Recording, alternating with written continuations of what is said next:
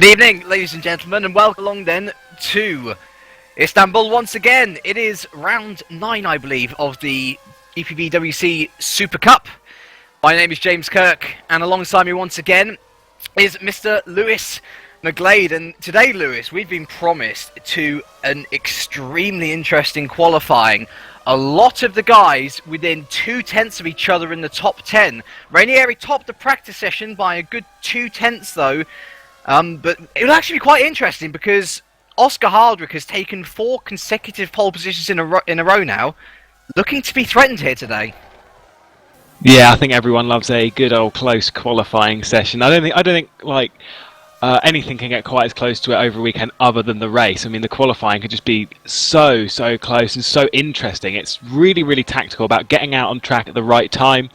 You know, it's not the smallest track in the world. I mean, they're looking at about 1 minute 32 seconds is the fastest in the session so far, or 1:32.5. So, you know, it's not the shortest track in the world, so there's quite a lot of space to breathe. I mean, we're not talking Monaco here, but it's so tactical to get to, you know, especially with like the temperatures and everything like that. Getting out on track is so key to do it at the right point, and you know, it can create such a really close qualifying session. And it really spices things up. Getting a good qualifying position is obviously key for a decent race, and I think it's going to be pretty close out there today. And I must add to that as well, for a decent race, you need good tyre wear, and tyre wear was a real issue in the Formula Challenge just last night. Some people needing to pit, most were not, but championship leader Emmanuel Gagzella had 2 tyre blowouts, which was... well, I mean, it basically left him without another, or it left him with another winless evening. And so, clearly, managing your tyres is critical around here. And, of course, we've got to use 2 compounds once again in the race. So, as you say, it'll be really interesting to see how everyone gets on with that. But we've got a couple of new people in today. We've got Bradley Vanyan, who I believe has fully taken over the position that Dimitri Demulmeister was holding at Fox Racing. Dimitri, he says that he's retired from sim racing, which is a real shame, especially as he was looking quite handy in WSS as well. So a shame that we got to wave goodbye to Dimitri. A big hello to Bradley, nevertheless. And I believe I'm not sure whether Tom Parker's moved to Innovision or not, but he's, you know, there as it is. Oh yeah, and we've got Harley Hamnett as well, making his debut for PB Racing. The Australian was looking very... it was very excited in the forums, at least, to get started. And he's looking alright here, currently P14 in the standings. But what we're really interested in at the moment... oh yeah, sorry, Scott Sovic as well is making his debut for Street Fighter. But anyway, back to the top of the timings. Currently led by Giuseppe Ranieri, as you said before, that 1:32.5 currently sees him on top. 4/10 ahead of Target's Sindre Grimseth. And Pavel Luknovsky currently third. But obviously we haven't seen Oscar Hardwick set a full flying He's lap just on the first sector. Ah, there we go. So perhaps we can go on board with him now. A good time to go on board, and just going past Dan Rusu. Dan, oh god, he's missing a wheel of this, Dan, as well. But it must be said that the Romanian has been looking inspired today. A top 6 time in practice, and where is he? I think he's in the top 10. Indeed. Oh no, he's 11th at the moment. But he's been looking inspired. Has good old Dan, and it'll be good to see him get a decent result for Bodwell Racing. He definitely needs one. But here we go then. Oscar Hardwick coming around this long curved back straight and into my... well, I dislike this third sector so much for my personal driving requirements. It's awful because it's all about tight second gear corner into another tight second gear corner, and then it's a short burst into another tight second gear corner. That's never good for anyone's tyres, and he's going to come across the line now. And we'll see what Oscar can do. And his first... oh, there we go. His first competitive lap. A 1:32.7 has catapulted him into second position where he was in practice. And we'll have to see whether he can improve on that. I believe his fastest was 1:32.6 though. So even his fastest time is not looking like he might beat Ranieri. The Italian in real good form here. And he's been on this charging form for the last few races. 2 podiums in the last 2 races. And actually, it must be said that last race he got a 20-second penalty for, I think it was exceeding track limits too much. But even then, he took another third for himself. So definitely looking like the man at the moment here at Istanbul. Yeah, I mean, Oscar Hardwick's time, he lost didn't lose too much time in the third sector, but it was a tenth down on Giuseppe Ranieri's time, who is currently on a lap. He's just under a tenth down on himself. But it does look like Ranieri is looking pretty strong at the moment. I think it's just a bit of a lock up there coming into the final sector, that sector that you obviously love so much as he pits. But yeah, it does look like he's just got that little bit of an edge. I mean, looking at practice, he was just a little bit further ahead of everyone else whilst they're all duelling out from second and below. So, he's looking just pretty strong this weekend. But I will state this, is that there's quite a few overtaking opportunities on this track. So I wouldn't say pole is as important as it would be at a track like Monaco, this tight street circuit. So, but don't get me wrong, pole is definitely important, and it does look like he's looking pretty strong for it at the moment. I wonder if anyone can challenge him. I will say, your point there really was encapsulated in Formula Challenge last night. We had Dawei Tapper, and this is actually for the first time this season where the same man has won both races, and Dawei Tapper won race 1 from second position, so from the front of the grid, where he had a really decent starting position. He won race 2 from P19, which again supports your point. Plenty of positions to overtake, and it must be said that overtaking is one of Ranieri's specialities. Made a real impact in his debut at the Circuit de Catalunya, I believe it was. And if he's at the front, not going to be much need for overtaking. We'll see how hard he can just push that Scuderia Basili of his. So we have just under 4 minutes left. Your current top 10 is Ranieri, Hardwick, Grimseth, Walker, Loknovsky, Klont, who, it must be said, has a 5-place grid penalty from Korea. Then we have Gatewood, Verneson, Parker, and Wicks. And let's have a little talk about Ryan Walker now, who still has yet to win a race. Championship leader, only by 21 points. And that's dangerous territory for Walker, because if he DNFs and Oscar Hardwick gets a win, that's his championship position lost there and then. Well, even if he DNFs and Hardwick gets a second place, that championship leader of about 21 points is at the moment is slashed straight down to 1 point. So, it's really shown that Walker's consistency has just, given him the lead of the championship at the moment. It's incredible stuff to see this consistency, to have held the win for as long, held the lead of the championship for as long as he has without a win. It's very, very impressive stuff.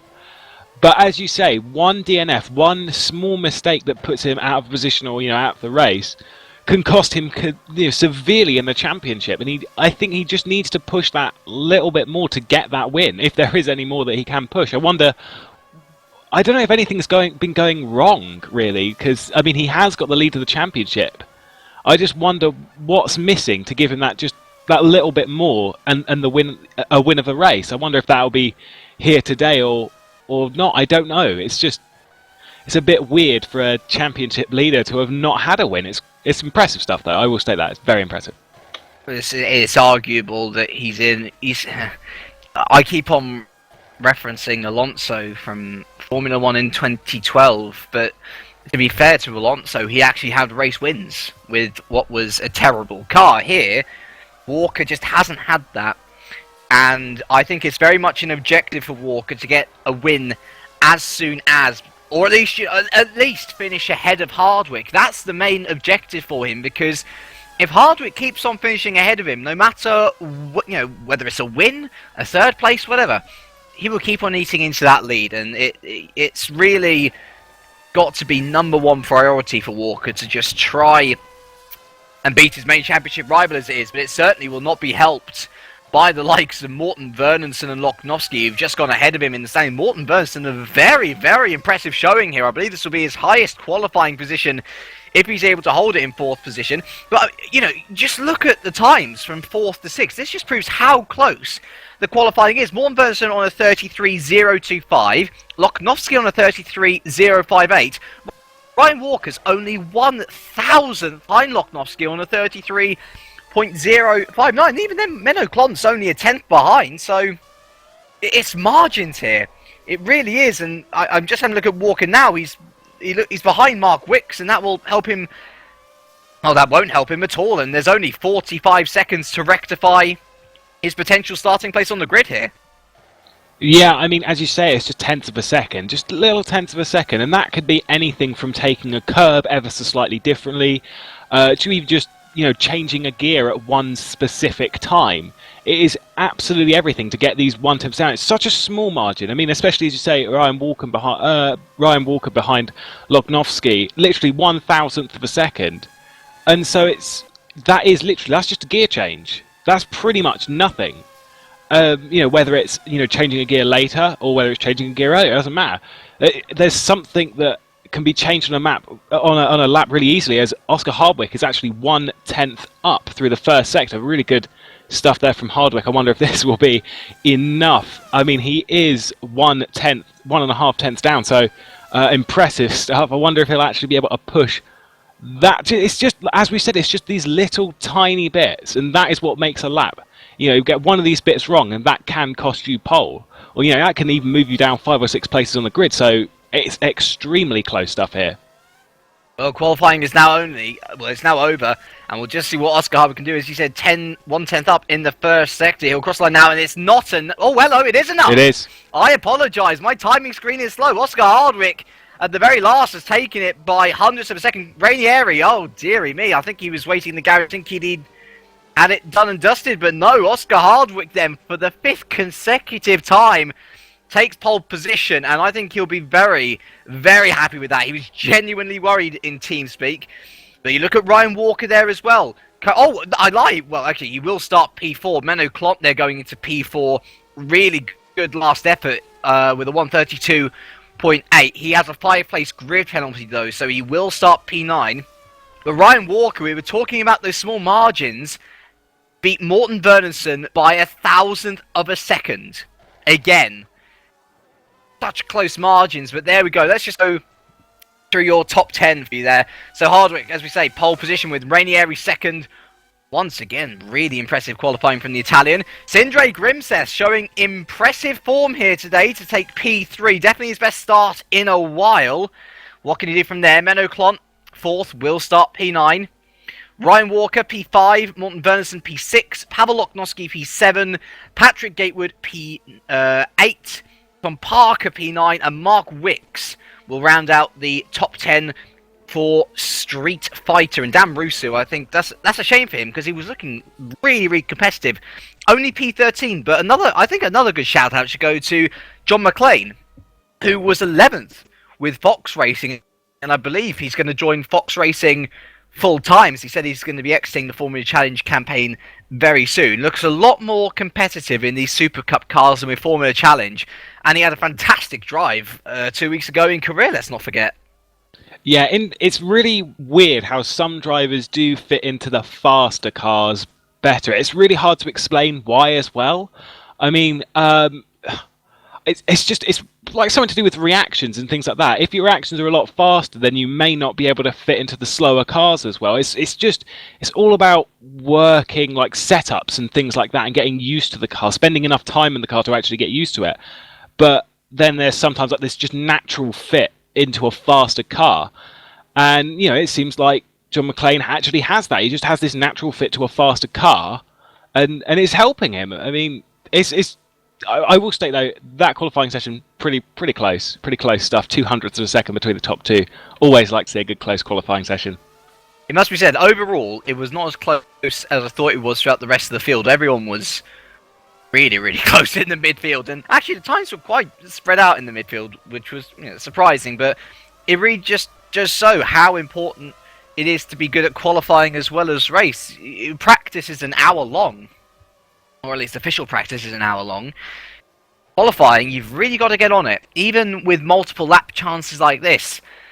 Clearly, Oscar Hardwick was able to get on it quick enough to take his 5th consecutive pole position. The question, though, will be, can he take his 4th win of the season? To me, I think it's less clear-cut than it usually is. Remember, we've only had 4 winners this season in Formula Challenge. We, of course, had James Shepherd and his dominance at the start of the season. Then we had that one-off win from Villa Lapala. Then, of course, we had Oscar Hardwick coming in for his first win. And then we had Lognovsky's win around Monaco. And really, Oscar's had it all to himself for the last couple of races here. But you see the likes of Rainieri, Grimseth, maybe even Walker in there as well. And I think the tyre wear is going to be key around here, because obviously you're going to want to do as little pit stops as you can. You want to go around the track as fast as you can as well at the same time. You want to be keeping a good pace to everyone else. And usually we've seen Oscar Hardwick stream away with it, but on current race pace at least, maybe not looking like it's the case. So let's actually have a little look now at the top 5 in the drivers and constructors. So in the drivers, as we say, Walker leading it by 21 points, 132 to Hardwick's 111. And then we go about 30 points back, where we find Pavel Loknovsky on 88 points. He will start... oh gosh, where has he gone? Where on earth did he qualify? I think he might have rejoined. Okay, he qualified 6th, and because Clont was ahead, he'll start P5, so he's in with a good chance to get points. But the real separation now between Walker, Hardwick and Loknovsky there, and he's going to have to work hard to try and get that back. And especially considering that only 6 points behind him is Grimseth, who will be starting P3, a chance for him then to catch up to the Estonian. And amazingly, we still have James Shepherd, who left the series after race 4, I think it was, still in 5th on 70 points. So really, I'd imagine that he'd get overtaken after this race. But there we go anyway. And of course, the constructors, DSG really starting to pull away with it, must be said, on 237 points. Target then second on 156, though I believe they only have one driver here again today in the form of Sindre Grimseth. Indeed they do, I don't see a second one. So they're going to be suffering there. In the Vision, they've got 2 drivers and they're only 11 points behind, so a real chance for them to go and grab second there. Satellite Racing, again another 10 points behind from Innovision on 135. Waterforce only a further 15 behind on 120. So, although CSG is there out in front, the battle for second is really actually going to be heating up. Everyone within, well, it's 36 points of each other there from second to 5th. Yeah, back to the drivers though. It's really interesting stuff because there's only, from what I can see at this present moment, there is only 2 drivers who have finished every single lap of the season, so far, and that's Walker and Grimseth, and they're in 1st and 4th respectively. So they're the only people that have completed every single lap of the season. I would state Grimseth's close to being out of the championship running, really. I mean, he's taken a win, but has been pretty consistent with point scoring, not quite as much as Walker has been. But, Walker is one of the 2 people to have finished every lap of the season, and that's got to be something just lingering in the back of his mind, that one of the only to have done that, to have finished Monaco when Hardwick didn't. But Hardwick joined on round 3 from what I can see as well. So Hardwick's on a real good run, to move himself up into that first place of the championship. And at current pace, it looks like Hardwick's going to do it any time between the next, maybe the next 3 rounds. So I think Walker just has to step up because he needs that win. He needs to take those 25 points if he wants to keep in the lead of the championship, because Hardwick is on a hell of a charge at the moment. I will say, Grimseth has not finished every lap. He retired a few laps from the end in Spain. And so Walker is the only man to finish every lap. And that's probably some reason to go why he is ahead as he is. But I will maintain my point. He needs to finish ahead of Hardwick now. Because otherwise, you're absolutely right. Hardwick will just overtake him on pure merit from finishing in those high points all the time. I think it must be said as well, Hardwick did not join the series until, what was it, the 3rd round? 3rd round, yeah. And he retired as well in Monaco. So there's been chances for him to get big points to overtake Walker, but he hasn't been here for as long as Walker. And to be only 21 points behind him as well, it must be ominous for the Scotsman. And he doesn't seem to be a person that buckles under pressure very easily, as we see he's the only man to finish all racing laps in the points at least in 2013. But I wouldn't bet against Hardwick at all. And so we'll have to wait and see. Clearly, lots can happen in the race. We have 4 minutes left of warm-up now. Everyone's probably going to be practicing their starts, trying to get into the zone of things. And I must say, at this time well, it would have been just yesterday, I was preparing for my first sim race since, I think it was end of April, as I took part in Formula Challenge. It was actually my open wheeler sim racing debut, which is very exciting. I'll tell you what, I didn't do too badly either. I qualified 14th, but I got caught up in incidents in both races, which is a shame. But I got a point, and I'll tell you what, just getting that 1 point, it's just so exciting. And I tell you what, life is never the same without sim racing, and although Dimitri's gone now, I do wonder whether he'll be feeling that too, just possibly watching the broadcast or something, because I tell you what, once you get into sim racing, it's very hard to get out of it. Yeah, I mean, as long as you enjoy it. Did you enjoy your Formula Challenge little run there? Loved it, absolutely loved it. With disappointment came absolute elation. The battles that I had, I will say, shout outs to Dan Leake, Paul Joseph, Riku Sapir as well. Had absolutely epic battles with them. I didn't care that my front suspension was slightly damaged, and I didn't care that I made a spin of my own accord. The fact of the matter is, I was having clean, respectable battles with other guys, and I respected the GPVWC as a racing league before I entered any serious competition, but now I've just got the absolute utmost respect. And if you fancy joining us, then go along to the forums, sign up, and just have a go. We've got plenty of series to keep you up. We got our tin tops, we've got our endurance racing, we've got our open wheeler stuff here. Sign up and have a go, because believe me, I'm sure you'll enjoy it. I am sure you will. Yeah, I mean, I'm really slow, so I probably wouldn't be doing too good. But I will state one thing. If you're sitting at home thinking that this stuff is really, really easy, I would encourage you even more to come and have a go, because it is certainly not as easy as it looks. And I'm hampering myself with a DualShock 3 controller as well from my PlayStation 3. Believe me, it is so difficult, and you almost do need race driver instincts to be able to compete at such a high level. I'm sure I'd be nowhere near the likes of Hardwick or Rainieri if I was to competitively put myself in Supercup sim. Well, mostly because of my DualShock 3 restrictions here, but some of the drivers are just that good. And we have real racing drivers here as well. I'm sure we were talking about this last broadcast. Real racing drivers come into sim racing, and sometimes they're beaten. That's the impressive thing about the sim racing as a whole. Yeah, of course. I mean, just because you're looking at it going, yeah, I could do that, even if you're like a real racing driver, someone who's taken part in Formula 3 or anything like that, looking at that going, yeah, it's easy. These guys are fast. There is absolutely no doubt about it. They are unbelievably quick. Even if it's just getting the setup right or anything like that, they are unbelievably quick. Real racing drivers, I wouldn't say they have no chance, but there's just... I mean, sometimes they approach it as if they normally do at a normal race weekend. But I don't know. I can't.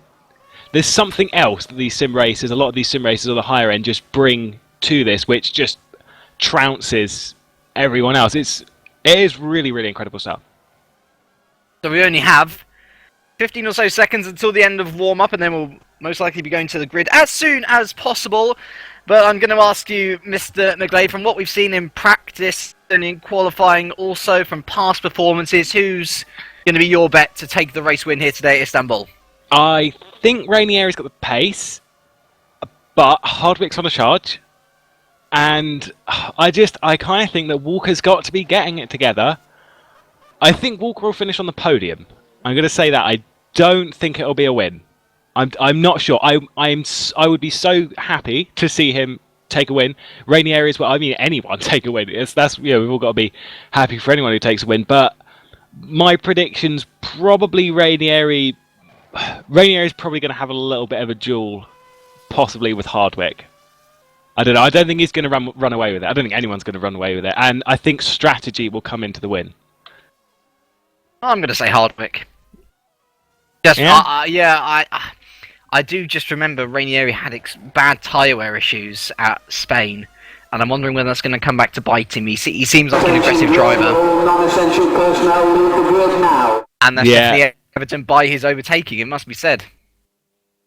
Yeah, well, I think there's hopefully we won't have two teammates leading, and then we have an Istanbul 2010 on our hands with two Red Bulls. But we'll have to wait and find out. They're all lining up on the grid. This could be. I think this could be really interesting. I don't think anyone will run away with it because of the strategy element. I don't think anyone will run with it.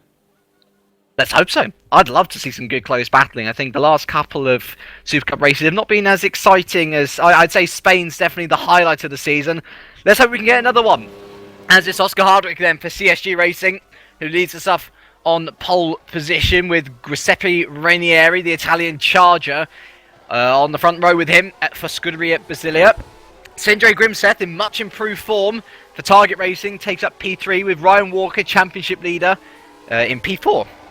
We then have a very impressive qualifying for Morten Bernhardsen, ever the improver, in P5 for Vodbull Racing, and the Estonian Pavel Loknovsky, race winner in Monaco for Division, in 6th.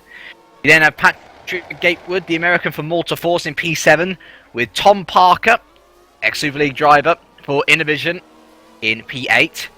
We then have Gatewood's teammate Menno Klontz for Malta Force in P9 after his 5-place grid penalty, and Mark Wicks rounds out the top 10 for Street Fighter. John McLean for Fox Racing in his best qualifying of the year, although there's only been a couple of races, is in P11 with Roy Schroten for CSG Racing in P12. Then Dan Rusu for Vodbull in P13, much improved from him it must be said, with Nico DeConnick also in a very good position actually for FA Racing. P14, debutant Harley Hamnet for PB Racing will start P15 with Calvin Hermser for PPD in P16. Got Sovic, also a debutant for Street Fighter, will start P17 with Andrzej Pestovs for PPD in P18. Bradley Banyan, also a debutant for Fox Racing, is in P19 with Martin Bolgan, Scuderia Basilia in P21. William Tringus for PB Racing will start P21, and the last man on the grid will be Tommy Koivunen for Centurion in P22, and his teammate, it seems, has not made it to the grid, which is a real... It is a real shame, it must be said, because, well, I didn't see either of them doing very well in practice in the year. In fact, Tommy said, "Where's Georgius?" Davakos seems to have completely missed the start. And so, one Centurion down already. That'd be a real shame, especially as they're in a tight battle with FA Racing at the bottom. And have FA got 2 cars? I don't actually think FA have got 2 cars either. I believe Nico DeConnick is the... Yeah, Nico DeConnick's the only FA here, so it's 1 FA versus 1 Centurion, so a little bit more equal than I thought it was going to be. Yeah, I don't understand sometimes why some of these drivers... I mean, there's obviously some personal things sometimes that get in the way, and there's not really much you can do about that. We all live our own lives outside of this, so you can't really get away with it sometimes. But it's just... It's such good fun, though. I must say that racing in here must be such good fun. I wouldn't say it's the most relaxing thing. So if you're going through a stressful time, I would not recommend sim racing at all. It can be extremely stressful. And there've been many a times when my teammates had to calm me down from incident. Don't tell anyone else. I tell you what, my shouting knows no end when I get a little bit stressed here in sim racing. But we're not sim racing. We're commentating today. And hopefully we'll be in for 37 laps of pure racing action. It's been promised as one of the closest rounds we will see all year. And hopefully we will get that today as the final cars line up. I see, goodness me, Pavel Loknovsky is really jutted out to the side there for Innovision. I wonder if that's a little strategy that he's got going to try and pull out way ahead of the guys ahead of him. We'll have to wait and see anyway. The 5 lights come on now, the engine res will rise, and here at Istanbul Park, it's away we go, and it's decent starts from everyone. Oscar Hardwick, though, has gotten away very, very well into turn 1 straight away. Andrew Gibson had a good start as well, but as it is, there's a lot of... Oh, nice and clean. Nice and clean through turn 1, but oh my goodness me, I thought Oscar Hardwick had a great start. Look at Rainieri already, onto the back of Hardwick. He's already going to try and go around him here at turn 3. And can he stick up the inside here already? Oh my goodness me, so close, but Rainieri straight off the line. Really trying to attack Hardwick to go into the lead, presumably, and try and run away with it. And, well, clean from everyone else. Very good stuff. I see Loknovsky had a great start up into P4 there. Ryan Walker down to P5, Bernson down to P6, Menno Klont, good start as well, up into P7, Gatewood 8, Parker 9, Roy Schroten up into P9 though. He's gone ahead of Parker there, so a great start from Schroten. But look at Rainieri here already hassling back at the CSG driver. Yeah, I mean, oh, he's going to go again. Can he do it around the outside? This would be a very unique opportunity for him. No, going to pull out of that one.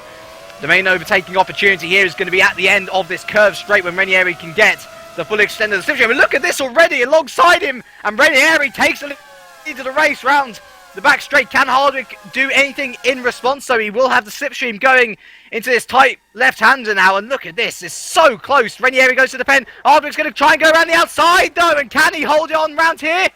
Yes, he can. It's decent stuff from Hardwick. Rainieri, though, will be able to cut back here for the end. And yes, he has done it. But Oscar Hardwick not going to let this go. And although it will be Rainieri leading here on lap 1, Oscar Hardwick is right alongside him. But no, he's not. It seems Rainieri's got the better straight line speed. Hardwick's going to go into turn 1, though. And goodness me, that was a bit of a dive bomber. Hardwick retakes the lead of the race. He forces Rainieri wide. Rainieri back onto the road, though. And we thought this was going to happen. It's really nose to tail, side-by-side action here. And the Italian goes around the outside of turn 3 and he retakes the lead of the race. Incredible stuff from the top 2 drivers. But keep an eye on Sindre Grimseth. He's not exactly going behind here. And goodness me, the top, well, it must be, yeah, the top 6 cars all within 1.6 seconds of each other. Really close stuff. Yeah, I mean, Rainieri, absolutely, completely brave stuff. 100% commitment. I'm surprised. Hardwick was a little bit tough through some things, but I wouldn't say he gave it up, but was quite trusting with Rainieri through quite a lot of... There's really, really good stuff, though, from Rainieri. Brave moves in some of those locations. I wouldn't have said some of them were too good an overtaking move, but he still made it work. Great stuff there from Rainieri. But look at this now, Sindre Grimseth right in the back of Hardwick. Oh, and goodness me, he's going for a move already, and Sindre Grimseth goes to take... Oh my goodness me! We thought this might happen. We thought we might see Hardwick not running away with it, but not falling back down the grid, and he's getting almost swallowed up now. Rainieri off into the distance, already a second ahead. At this point that we've entered Sector 3, and Sindre Grimseth was looking really likely to overtake him there. Hardwick, good defensive driving, but we're on lap 2 at 37 now, and let's see what the gap is. Yeah, 1.1 seconds already. Rainieri's starting to fly away with it. But let's have a look. I see there in the background, Menno Klomp trying to go around Verneson. Not going to work this time. Still really close up. And Sindre Grimseth, he looks really inspired here today. He got alongside and he had P2 for a moment there from Hardwick. But one mistake from any of these drivers, and that's all the way down to Menno Klomp there in P7. And that'll be a lot of positions. And indeed, Menno Klomp diving through on Verneson. He takes the position for P6. And that's a good move there. And oh no, John McLean's gone. Our first retirement of the day, John McLean. He was looking so good as well from P11. Our first retirement there. But looking back up the front, seems like Oscar Hardwick's gone a little... Well, he certainly knew what the issues were going to be from behind from Sindre Grimseth. Seems like Grimseth has fallen behind a bit. But Mark Wicks there as well has retired. So I wonder whether there was a complication between those two or not. Yeah, I mean, Hardwick, I think now he's gotten away from Grimseth. I wouldn't say he's really gotten away from Grimseth, but you know what I mean, he's bridged a little bit of a gap there. I think that's given him a little bit of room to breathe. But I will say Hardwick... oh, hang on, this is Klomp and Verneson going a little bit side by side. I think that's Klomp being overtaken. Yep, it is. Yeah, it is, yeah. But, I mean, Hardwick... He looked like coming out onto the straight where you've got all the overtaking. He wasn't really too quick onto it. I can't remember which corner that is, I'm afraid. Let's have a look. It was coming out of turn 10. He just didn't look like he had quite the drive, as he has just set the fastest lap of the race to 1:33.1. But he didn't look like he had the drive coming out of 10. It just like he was defensive coming through 9 and then into 10, and he just didn't have the drive, and that's where he lost the position. He is 1.1 seconds behind Rainieri. So he's not letting Rainieri run away with it. But, I mean, this is what we want to see. No one really running away with it and duels throughout the grid. I'll just say as well, Brian Walker overtook Pavel Oknovsky for P4 there into Sector 3. But let's have a little look. Keep an eye on this battle. Well, I'd rather hope this battle's still going on between P6 and P7. Menno Klomp's just overtaken Verneson again. Verneson got past in Sector 3, and then Klomp overtook him once again. Really close stuff. And let's actually have a go and have a little look at this battle between P4 and P5. It seems Oscar Hardwick's lost Sindre Grimseth a bit, so the closest battle in the top 10 at the moment then will be Walker v Loknovsky, and well, let's see, Walker's still 2 places behind Hardwick, so he's really going to have to make it work for himself. Now 2 seconds behind his main championship rivals. Something's got to give for got to give for Walker to be able to make any impact. Perhaps his tyre wears better? I'm not entirely sure, but the last major tyre eating track we went to was Hungary. And Walker didn't exactly excel there. In fact, he was his only place outside the podium. But here we go. Loknovsky trying to get alongside Walker. He was ahead for a bit on the straight, but Walker defending really nicely. And going here onto what will be lap 5 of 37. Walker will still be there in P4. I'll just have a look down the rest of the grid to see whether we've got any close battles going on. No, it seems to be... it's quite spaced out. We've got Bulgin and Koiv and then battling away on the outskirt of the points. Yeah, it seems like the closest battle as of now will be Walker and Loknovsky. Maybe Menno Klont, Morten Bernison will get together again. But, oh, well, Rainieri currently leading by 1.6 seconds. It's not exactly chunks away from Hardwick, but he's definitely making an impact every lap. He's really starting to pull away from the CSG driver, and I think the key thing would be what his tyre wear's like.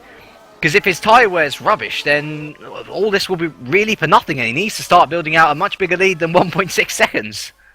Yeah, and as you said that, Bulgin was battling out a bit with Koivunen and ran wide coming out into the middle part of sector 1. But just kind of lost it a little bit. In the background of that little battle, there was Rusu, who made a mistake coming through turn 1. That was what was on screen for you at home.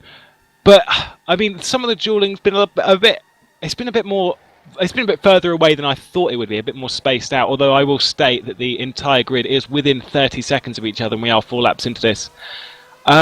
We've got a good few duels throughout the grid, though. Again, Hardwick, the gap is 1.7 seconds, so it's gradually spacing out, but not quite. Oh, it's actually just dropped to 1.6 seconds. So it's not quite spacing out as much as I don't think it's gapping out as much as it should do, or as much as Rainieri needs it to. If he's hard on his tyres, then he needs that gap to be pretty big before he comes in for his first stop, if he is doing multiple stops, which, just looking at some of the drivers throughout this weekend, I reckon we're going to see a few stops this afternoon.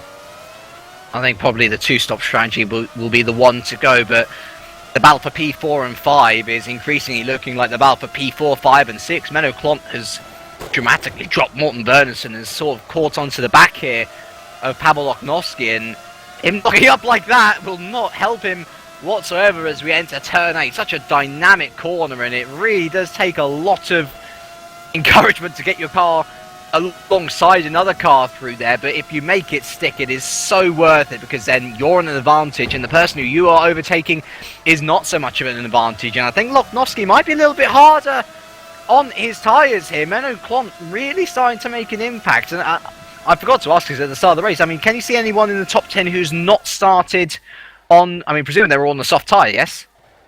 I shall have a look for that right now. I believe they are all on the soft tyre. Let's have a quick look. Yep, all on the soft tyre. So I think strategy here could be one of the most interesting things. But as you were saying about turn 8, that is one of the most interesting and unique corners on the calendar. Sorry to cut you off there. Sindre Grimseth is actually looking for a position on Oscar Hardwick. He's right alongside him, and he did try going ahead into turn 1, but he's really caught up to the back of him. But perhaps when we get to turn 8, well, like, you know, if we're coming up to turn 8 soon, perhaps you could, you know, further explain what you're going on about. Well, I've actually just been looking through the grid, and the only person I can see on the yellow walled tyre is Koivunen. The only person. So that's some interesting stuff. But yes, turn 8, it's a quadruple apex left-hander. Now, what that means is you just basically, there's 4 little apexes going around it. It's an extremely difficult corner. This is the one that Klont is just coming up to right now, following, who is that? Is Loknovsky still. Yep. But as you were saying about overtaking around here, it takes a brave and inspired driver to do it, and a very, very good setup to even attempt to move coming round turn 8. Such a difficult corner, not one that I would recommend for overtaking. It more times than it doesn't causes a massive incident that will take multiple people off. But if you can make a move there, I'd say it's possibly one of the bravest places to make a move. Is Grimseth? Who's this Grimseth moving up? Yep, Sindre Grimseth's trying it around the outside of Oscar Hardwick, and Oscar Hardwick, oh, he's gone round! Oh, and this could be this could be very much descending to the gods above that Ryan Walker needed. Oscar Hardwick, they're losing it on the third to last corner, and where is he finished? Let's see, he's come back on the road in P7 behind the 3-car train that is, well, he's behind Morton Vernon, so he's behind even the Walker Klont and Loknovsky battle. But he just lost it under braking, it seems. And so there we go, Sindre Grimseth inherits P2. Pavel Loknovsky into P3, and then we've got, of course, Ryan Walker and Menno Klont battling out P4 and 5. But could this be what Walker needs? I mean, we know how aggressive Hardwick is, and he's already got past Morton Bernison for P6, but oh dear, the Englishman's under pressure here now. Yeah, I will also clarify, Loknovsky got past Walker on the same straight that Hardwick was being overtaken on. There was no contact between Hardwick and Grimseth. It was just, it looked like Hardwick just outbraked himself a little bit. The rear's locked up and that spun the back end round. But, yeah, I think Ryan Walker must be looking at that and rubbing his hands with joy. Not from like an unsporting position. It's just he needs this stuff for his championship. He needs these points. If he can't challenge for a win, which it just doesn't seem like he has that at the moment, at this present moment in the championship, it just doesn't look like he has that drive. So, he needs to scavenge for any points that he can get, and he's doing an extremely good job at it so far. As Rainieri just rubbing it in ever so slightly, doing a 132.728. Very, very good lap there. Only 0.2 away from his pole time, that was. Unbelievable stuff, and he's 3.8 ahead of Grimseth, who himself is a further 3 seconds ahead of Loknovsky. Oscar Hardwick's a further 3 seconds behind Klontno. And it must be said, no matter where Walker finishes, as long as he finishes... Oh, and Bernardson's lost it! Oh, he lost it there on turn 3. And good, he looked like he completely lost the back end.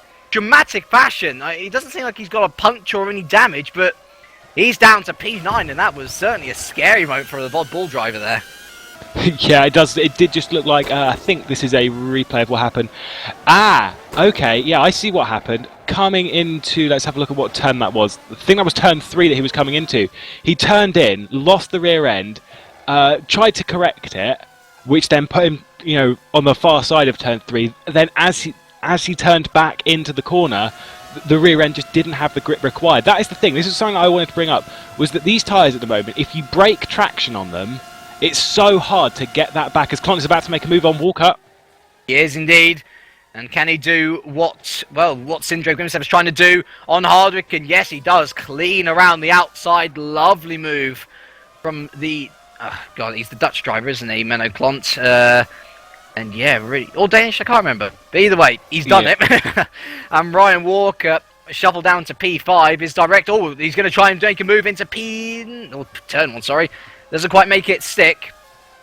So down to P5 is Ryan Walker, and that's Dan Rusu, who's pitted already. I'm not sure whether that was for damage or for tyres, but he's out anyway, ahead of Oscar Hardwick.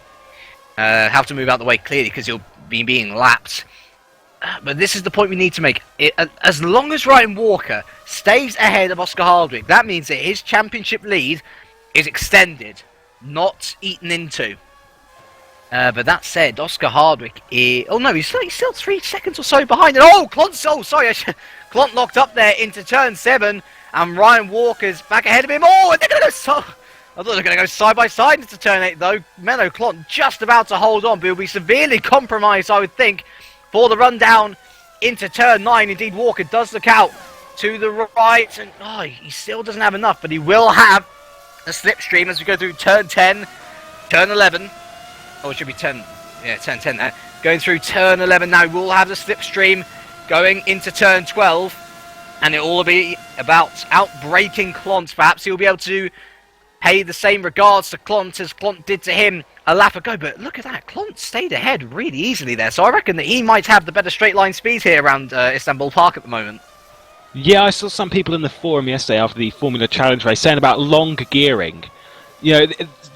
Some cars may have a lot longer gearing, and that seriously helps down straights, especially from a defending standpoint, as that's really the main place that you can attack and also obviously defend from. So having a long gear ratio there helps for both things. It's setup here is very crucial. I think this is why I was thinking about this before the race. Why some drivers must really enjoy the circuit, because that's what I get from some drivers, that they really, really enjoy the circuit.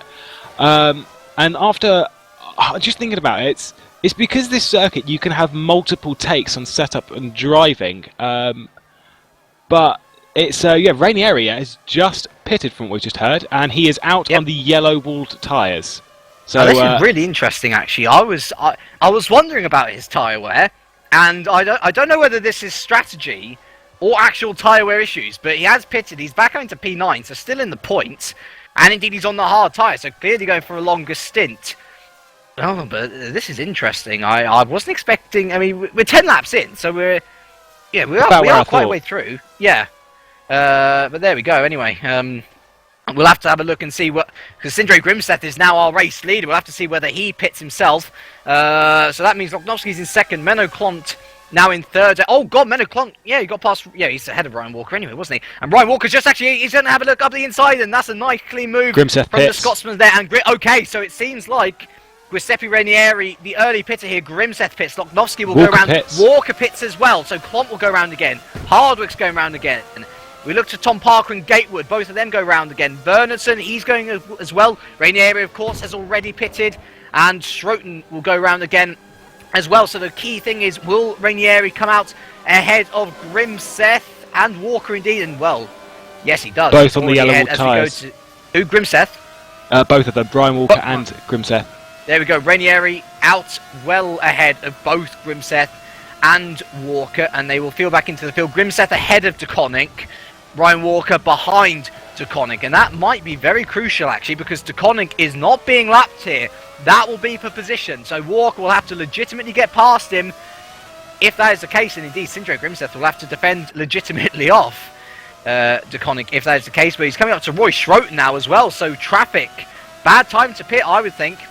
But that leaves Loknovski as our race leader with Klont second, Hardwick into third, Parker fourth, Gatewood fifth, and Grimseth. Oh yeah! Oh gosh, what happened there? There was someone who slightly spun. I can't remember who that was. Yeah, it was Roy Schroten. Yeah, Roy Schroten there spinning down to P11. He goes, but it looks like Grimseth was not hurt too much from that. No, he wasn't. So yeah, not too bad for him, but bad for Roy Schroten, who said, he's been on a downward hill, unfortunately, for the last couple of races in GPVWC, and it's sad to see as he was on such a high as well. Loknovski now pits alongside Klont. Will Hardwick pit as well? Hardwick comes into the pits as well. We now look to see whether Parker comes in. No, Parker goes round again. Gatewood will pit though. And here comes Giuseppe and Bernardson will pit as well. So Tom Parker then will take the lead of the race for Innovision. Here comes Ranieri though. He will clearly pass everyone else. So what's Loknovski come out onto? Softs. Loknovski's going softs. Klont. Sorry, I was looking at something else. Klont is out on the yellow-walled tyres. And Hardwick? And Hardwick is out on the yellow-walled tyres as well. So Loknovski is the only one on the red-wall tyre who's only pitted and gone out on the red-wall tyres so far. So a little bit of a different strategy there from Loknovski. Oh, and crucially, Ryan Walk just come out of the pits again. I don't know what's going on here, but he's just did again. And also, let's look at this now. Oscar Hardwick's ahead of Grimseth and Walker. So those two have lost out considerably. And actually, surely that's not right. Oh, right, okay. So Ryan Walker had a drive-through penalty, we're hearing. I'm going to assume that was the same thing with Grimseth as well, because... Oh, no, it mustn't have been. So what happened to Grimseth? Because Grimseth lost a hell of a lot of time as well. I don't know, perhaps... Very confusing stuff at the moment. Perhaps someone can find out and poke us or something to tell us whether Grimseth did have a drive-through or not. I don't think he did, though. I don't know, it just does look like he lost a bit of time. Maybe that's just my mind freaking out a little bit. They did go out into traffic, didn't they? Oh, yeah, I suppose. So, theoretically then, I mean, we're looking at Tom Parker. So, Tom Parker pits now. So, Giuseppe Ranieri will retain the lead of the race then, but Loknovski is now into second. And Menno Klont currently in a podium position here. And, Hardwick, Hardwick is into fifth. Grimseth into sixth. And Morten Bernardson's actually gotten ahead of Ryan Walker, so Walker's day goes from bad to good to, well, terrible. He's now down in P8. Well, it will be P7 by the time he passes Walker. But that is not at all for the Scotsman here. Yeah, it's such... that's basically just, a kick in the back, really, with for Ryan Walker, to have jumped, to have been in not really a podium position, but, challenging quite high, quite highly in the points, and to have been kicked down 7th place. It's not the end of the world. He is, let's have a look where he is. He's 22 seconds off the lead, but he's got 3 seconds until the next driver, which is Wernerson, who's on my timing. Oh, sorry, there's a massive crash between Dan Russo and Menu Clont. Oh, dearie me, and I don't know what happened there. There was just a huge speed differential, and Dan Russo's car's exploded into flames.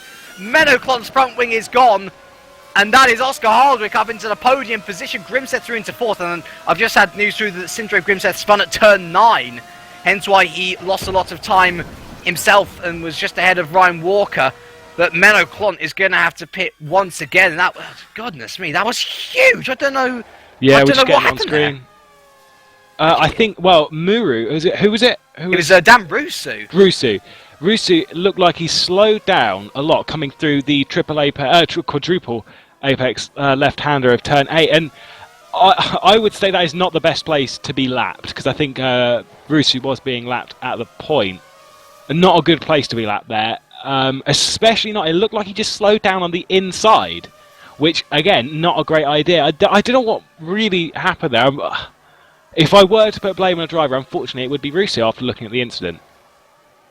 Right, now, I don't know how this has happened as well, but Sindre Grimseth got past Hardwick again. And I don't know quite how he's been able to do that. No, me neither. That's, I'm confused. It is and it is. God, after all that, I think, yeah, Clont's coming into the pits now, so let's oh, God, crazy 15 laps we've had so far. Let's just give you a quick rundown of the top 10 then. We're almost halfway through, goodness me. Giuseppe Ranieri leads by 5 seconds to Pavel Loknovsky. Sindre Grimseth 3rd, Hardwick 4th, Wernerson amazingly back up into P5, just ahead of Ryan Walker in P6. Tom Parker for Division P7, Gatewood in P8, Calvin Hermsdorf. Look at this, 2 PPD Motorsport cars in the top 10. They're having a laugh. Great result for those two. Currently P9 and P10 are Hermser and Pestovs, but they've got to watch out because they've got Nico Taconic there in the background for FA, and they're going to be looking for good points here. Centurion are in the points as well in P13. That's a close battle there down at the bottom of the table, and any points and good points here as well will count for all of these drivers. Okay, here's something interesting that I've just found out, is that Loknovsky is on the Red Bull tyres, as we already knew, as is his teammate Parker. They're both, so this is a different strategy from Univision as opposed to everyone else. So I'm wondering whose strategy is going to pay off most. I'm going to assume everyone's going to be doing a 2-stop, and Ranieri will be pitting again roughly around the lap 27 mark, as it seemed like it was 10 laps on some softs. I mean, obviously with fuel wearing off and everything like that, it's a bit different. Although, as you said, Ranieri's fastest lap of the race was what? It was I think it was a 132.7, something like that, which you said was only 0.2 off of his qualifying time, which was for 2nd place. So how fast? How fast can he go? Like, seriously, because that was an impressive lap in the middle of the race. It was. Yeah, I must apologise. I said pole time earlier, didn't I? That was completely wrong. He was 2nd on the grid. Yeah, something's happened to Ranieri. I don't know what it is, but I think he's very happy it happened to him now, because he's leading this race and he's extending his gap to Loknovsky. 0.2 over the course of this lap. But I mean, you look at Hardwick, he's not making any indent on Sindre Grimseth whatsoever. And it really is bizarre, because he's just falling back. And we haven't seen this from Hardwick. Whenever he's been out front, he's streamed away. And it doesn't matter how close the qualifying times were, he's always been able to do that. But not here. He's just seeming to fall back into the clutches of everyone that he comes across. It's uncharacteristic.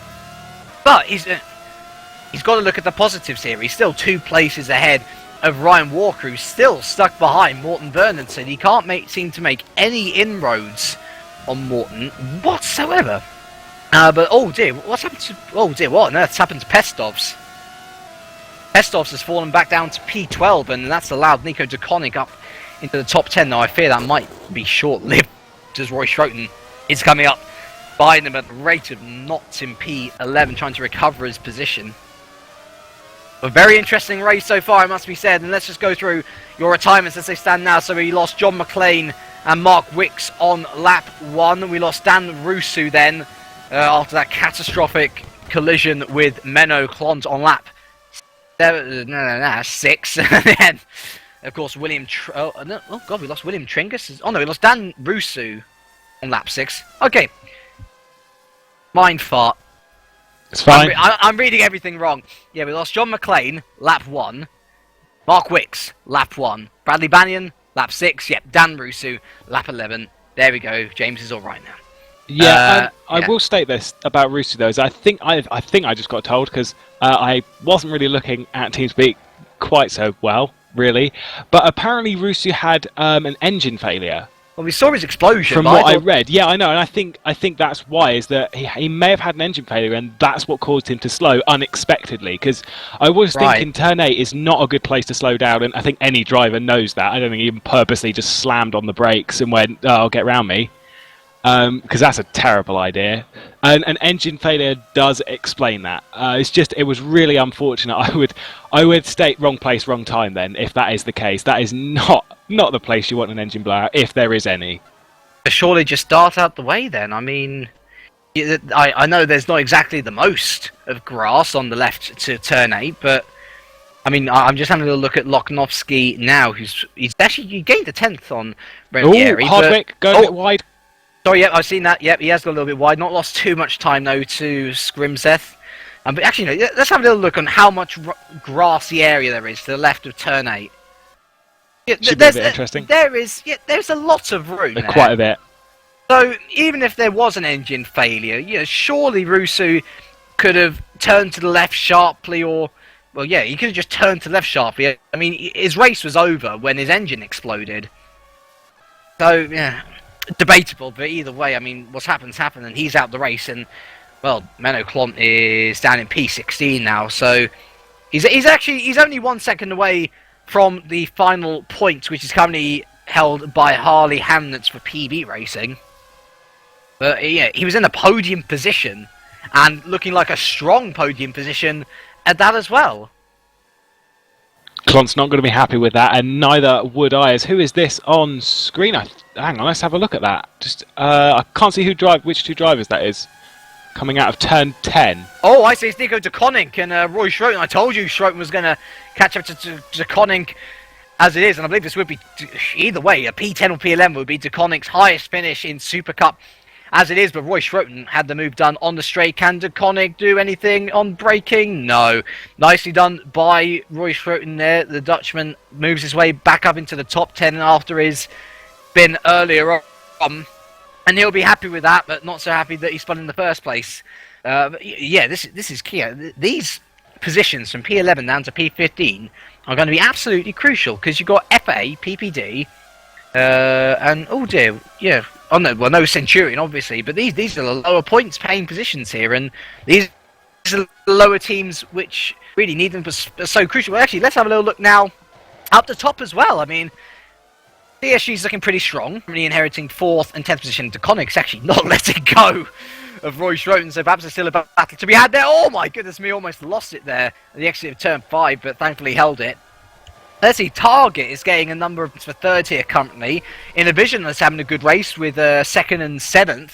Multiforce, not so much, with an 8th and a 15th as it is at the moment. Satellite, oh god, well Ryan Walker's in 6th there, so looking like a pretty good result here for Innovision and Target as it is, who will pull away from Satellite and Multiforce at this rate.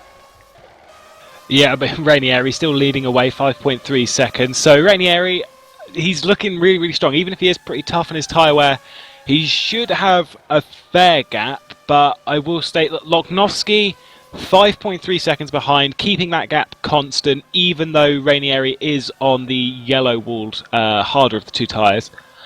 So I think, no, but that surely should be a good one. Like, surely that's extremely impressive from Ranieri. He's able to keep the gap, but he's still extending the gap.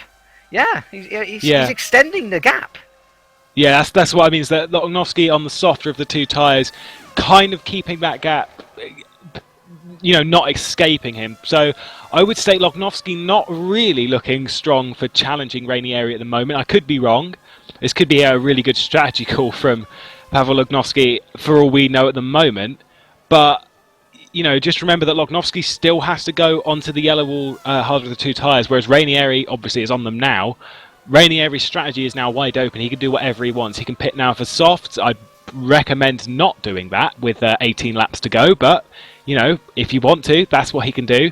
I still think Rainieri will pit again, probably towards the end of the race, just to have those tyres, even if these ones are looking okay. I'm not too sure of what the tyre degradation's like on the yellow wall tyres, but we're interested to find out. But I still think 2 stops would probably be about where we're looking at the moment. Well, I think 2 stops is going to be quite obvious, but the key is it's going to be how early can you make that switch to the red tyre? Yeah. Because clearly that's going to be the one to look out for, and he must. Well, I was just having a look at Pestov's here. He's had a drive-through penalty, so clumped up into P14, so that's 2 points for him. And he had a further spin, so possibly falling back into the clutches of Harley Hamnet, who's only a couple of seconds behind him at this rate. So yeah, plenty still to go on. Rainieri now 5.6 seconds ahead of Lognovsky, so still managing to extend the gap. Hardwick now 2 seconds behind Sindre Grimstedt. He's able to keep the gap, but not to the degree where he's starting to catch him. We then have Vernson P5, who's really starting to pull away from Walker. Actually now about, it must be 2.5 seconds ahead of Walker or so. From Parker there in 7th, Gatewood 8th, Calvin Herms. Must be said, Calvin Herms are having a real storm of a race here in P9. I can see that Roy Schroten is starting to catch him in the PPT guard as well. But for one of the bottom 2 teams here, locked in battle with Centurion, this is exactly what that team needs. The top 10 would be great, and I can see Roy Schroten right on the back of him now. And he'll most likely make a move anytime soon, perhaps into this corner. He dives to the inside now, and he's going to stick it up there anyway.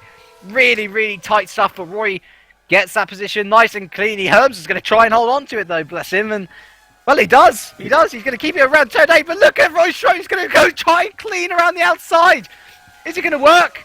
Oh, my goodness, he's still there. And look at Nico Jaconic there. They're almost going to go 3 wide into turn 9 here. And Calvin Herms, well, he's got, oh, my goodness, he's going to try. Oh, he's pushed wide. Oh, he's pushed wide there. And Nico Jaconic, he's capitalised on both of them. He's up into P9, but let's have a look here. Roy Schroten now, he's clearly got more pace than the FA Racing driver. And can he do anything now? Into this tight right-hander, I'd imagine he would, because he was able to take him here last time.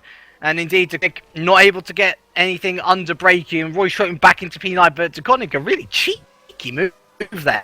But it just shows how much time you lose when you battle through turn 8. Nico Deconic just flew past them. Yeah, I mean, turn 8, if you lose out there, if you are battling too wide, as I will state this, is that is not something that you see very often. A move through turn 8, I mean, don't get me wrong, it wasn't really a move, it was defensive from Schroten there. But you lose so much time, because it's not just through turn 8, it's onto the straight after turn 8, coming up into turn 9. You lose a lot of time. Deconic made a absolutely excellent stuff to pounce on that and take 2 positions, and then unfortunately lose it to Schroten straight after that. But still, really, really just of the moment stuff. Just back-ended Schroten there as well. It's quite funny. There's so many drivers here in inspired form. It's great to see. There's something about Istanbul Park that just brings out the best in people. I believe Liam Jenkins put it best, and it's a real driver's track. If you've got a feeling that you can do well here, more than likely you will, and Deconic is not letting go of P9 here. He wants more for FA Racing, and who can blame him? He's in a really good position. Back up at the front though, the gap between Rainieri and Lognovsky is starting to decrease here. It's now 4.7 seconds, and one must wonder whether Rainieri will think about pitting sooner rather than later. And actually, I see Deconic's got past Schroten. Yes, he has into the final sector, so good move there from Deconic. Got him under braking, pretty much where Roy Schroten got him last time. But here, out of the final corner, Schroten seems to have got a better exit. Can he get him back into turn 1? Oh my goodness me. He pulls back in. He's going to pull back out again. He's going to stick it down there. And yes, Oh, does he? Sorry. Tonic able to hold on there around the outside. Great driving from the Belgian here. Really, really awesome stuff. And being able to hold up a really world-class driver here in the form of Roy. And look at him. He's goodness me, a bit of contact there. Thankfully, nothing lost. And Roy's going to try and get him around the outside. It's not even... Well, it's not the cleanest racing we've seen, but so close. And none of them have punted each other off yet. And look at Roy, he's gone straight down the inside again. And can he get it? No, Nico's... Oh, well done, Nico. Inspired form. Let's have a little look as well. Scott Sovic as well for Street Fighter. P11, he started P17. Oh, Nico just goes a little bit wide. Oh, my word. How on earth he was able to hold that? It's unbelievable. Can Roy get him down to turn 9? No. Yes, he can. Just about, but of course, DeConnick will have the slipstream, and he got Roy here last lap. Can he get him? Once again, he pulls the inside to try and get him into turn 10. Oh my word, they're going to be going side by side. Once again, great battle between these two. He's getting back into the slipstream, and I don't think he'll be able to get him under braking this time. Indeed, no, he will not. A lock-up from Roy will not cause him too much difficulty. He was able to get it turned in, and oh my god, DeConnick mounting the curb. But Roy on lap 24 of 37 will maintain P9. News from the pit wall. Pavel Loknovsky has pitted for Innovision. He is back out into P4 just ahead of Ryan Walker. So Bernardson has also pitted then as well. Presumably both of them are on the red tyre. But yeah, both of them are pitted there. So Morton now into P8.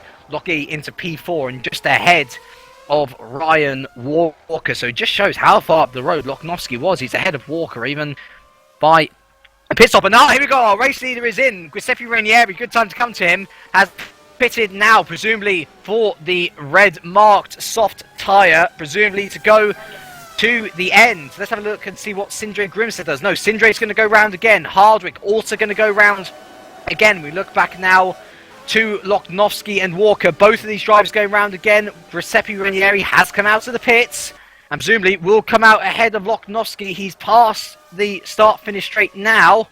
Hardwick and Grimstead go past, and Ranieri indeed come out ahead of Loknovsky. We'll wait until the end of Sector 1 to see what gap times are. But let's see, Tom Parker's going around again. Gatewood's going past again. So yeah, good stop there from Ranieri to cover up Loknovsky. But, oh, this is very bad news for Ryan Walker, isn't it? Oh, Schroten's going really, really slowly. Oh, yes, he is. He's spun out, coming into turn 8. Oh, Jamie, another spin?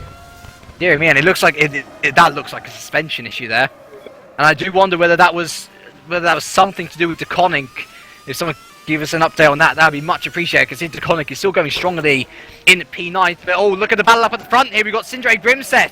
And Oscar Hardwick's caught up to him, hand over fist here over the last lap or so. I think Sindre Grimstead's tyres are must be crying out. The gap was about 2.5 seconds when we last came to them.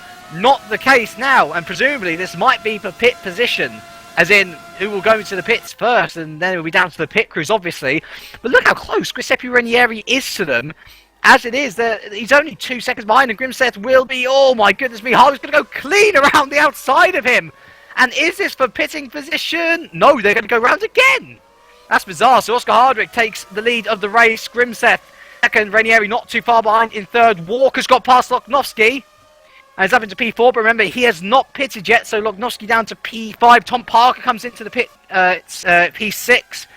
And then we've got Gatewood, Bernardson still coming round as well. And we just got news. Apparently, Nico DeConnick hit Roy in turn 7. And you got a right rear puncture. So there was contact between Nico and Roy, and one must wonder whether Nico might get a penalty for that, which would be a shame since he's in P9 at the moment. But yeah, Roy's race has just not been going well at all, has it? No, not really. But going back to strategy, because I know everyone at home loves listening about tyres and strategy. I mean, you probably get enough of it in Formula 1. But still, Giuseppe Ranieri, he goes onto the yellow wall tyre. So he's gone red, yellow, yellow at the moment. Now that's not really surprising to me in the fact of he pitted about 4 laps earlier than I thought he would. 4 laps earlier than where you should pit if you're going onto red tyres, because the red softs, they last, from what I can see, about between 10 and 12 laps, which is why Hardwick and Grimseth have not pitted yet, because they started on these softs, they've gone onto the hard 2 tyres, and so they're going round. They'll pit probably this lap, next lap, or the lap after. I'm going to assume probably with 10 laps to go. But yeah, Rainieri going onto the yellow tyres. If he's hard on his tyres, it's probably the best thing, as Vernisson's getting past Gatewood, as you can see on your screen. That's from what I can see. Yep, he does get a move done. Pretty clean stuff there. No real attacking stuff there. He's just simple down the straight. Getting the good drive off turn 10, very important. But Rainieri, if he's hard on his tyres, then this strategy will pay off for him. And considering that he's in 3rd place, with 2 people in front of him who haven't taken their second stop yet, which is Grimseth and Hardwick, he's just looking extremely strong for the win. You know, I think that's been pretty obvious for a good few laps now. What's Loknovsky on? He's on reds yet? No, that was the thing that I was surprised of, that he went onto yellows. I think that surprised me. No, it didn't surprise me.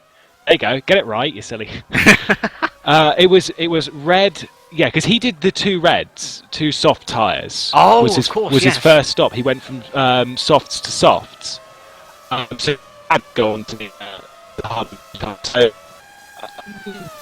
I'm not sure how strategy if he's going to be in second place, looking at the signs, he's going to be back to the end, 3 of the tyres in front. It's really clear, good strategy there. And it is.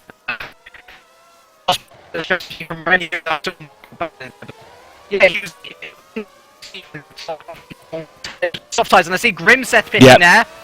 So presumably Grimseth will be going onto the reds. Giuseppe Rainieri will go past to secure P2, although he's pretty much leading this race. Oscar Hardwick has to stop once again. Well, actually, no, he doesn't have to stop because he's taken both tyres. But let's see, is Grimseth presumably onto reds? Yep. Yeah, he. Oh, that was interesting stuff. He has gone to reds, but he pitted in front of Koivunen, which, you know, is fair enough. It's a pit lane. People do pit in front of each other. It's quite important to happen in a pit lane. But the way he pulled in front of Koivunen was he's basically in the box in front of him. Koivunen, from what I could see, tapped the rear left of Grimseth as Koivunen was coming out of his box, and that cost Koivunen in the pit lane. And I'm wondering, did that cause any damage to Grimseth's car? That's what I'm wondering right now, because it didn't look like a hefty whack, but there was contact there. I did see some contact. Hopefully nothing will have been registered, but let's have a little look at the wider picture here now. I see Gatewood's gone. I'm not sure whether Gatewood had a drive-through penalty or whether he's pitted, but he's into P8 anyway. So Hardwick still has to pit. We'll say that it's 20 seconds for a pit. That will put him pretty much around Grimseth, which is where we expect him, but only 2 seconds away from Morten Bernison, so don't count him out just yet. Ryan Walker, however, will definitely come out behind Bernison still. So it's not been exactly a good race for Walker, and he's been hounded now by Pavel Loknovsky, who's in P3. Hardwick pits. And Hardwick's in. Yep, Hardwick is in. Let's just have a look now and see whether Walker does the same. Indeed, Walker does pit once again. So Giuseppe Rainieri will once again take the lead of this race on lap 29 of 37. Pavel Loknovsky will come into P2, so this strategy really working out for the Estonian as it is. Hardwick onto reds. Walker also onto reds. Where is Vernison? Vernison's just coming onto the pit straight. And so... Grimseth has an accident! I was wondering where he was. He's had an accident somewhere. Can someone check out what's happened to him? Because he's just gone. He's lost 2 wheels as well. Let's have a little look at what happened on screen. I'm not sure who he was battling with. I think it was Gatewood that he was battling with. Gatewood goes wide. Okay, coming out of turn 11, Grimseth goes onto the curb on the outside, and that just unsettles the car and just threw him straight into the barrier. That was such a shame there for Grimseth. He was in such a good position. That is pretty much a confirmed podium out the window for the Target Racing driver, and will pretty much mean that CSG will pull away from them now. They're already 81 points ahead of Target or CSG, and with only 1 driver in this race, there's no one to pick up the points, so 0 score for Target. But the battle, oh my goodness me, look at the battle here. between P4 and P5, Ryan Walker and Morten Bernensen. If Ryan Walker can get past Bernensen, that will mean that he's only 1 place behind Hardwick, and the points deficit out of his lead will be much less than as it is at the moment. Bernensen in a really good position though. He's really kind of leaps and bounds as a oddball driver, and he's going to do everything in his power to maintain P4. Not his highest position. He did get a podium in Monaco, one of only 9 finishers. It shows his consistency, in fact. But Walker really looking aggressive here. And remember, Walker's on the new. He's on the newer tyres, and so almost definitely be an advantage here on lap 30 or 37. Only 7 more to go for these drivers. Your current race leaders, Pepe Ranieri, leading by 5 seconds.